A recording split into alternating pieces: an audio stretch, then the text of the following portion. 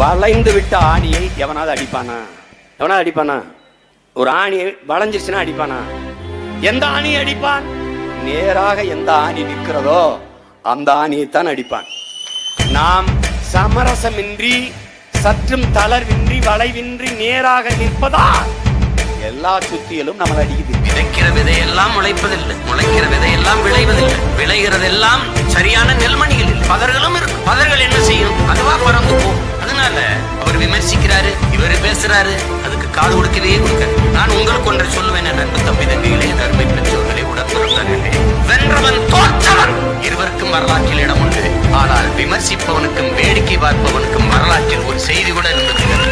குமரன் வந்திருக்கான், அவனை நீ வெல்ல முடியாதுன்னு நம்ம பாட்டன் சூரபத்மன் சொல்றாங்க.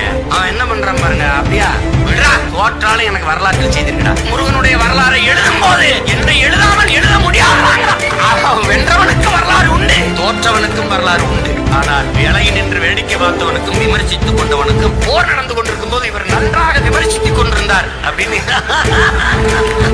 அதனால விடு, எதை பத்தி கவலைப்படாம நீ முன்னேறி போயிட்டு இருக்க. இதை அவநம்பிக்கை வேணாம். அது நடக்குமா, இது போகுமா, இதெல்லாம் ஆகுமா, இது ஆகாமா, இது வெல்லுமா, இதை விட்டு கைவிட்டு நீ எந்த நோக்கத்தை கொண்டிருக்கிறாயோ அதில் அசைக்க முடியாத அழுத்தமான நம்பிக்கையை கொண்டிரு என்று கற்பிக்கிறது. அதை நீ புரிஞ்சுக்கணும். பயம் என்பது கோழைகளின் தோழன், வீரனுக்கு எதிரி என்கிறார் என் தலைவன்.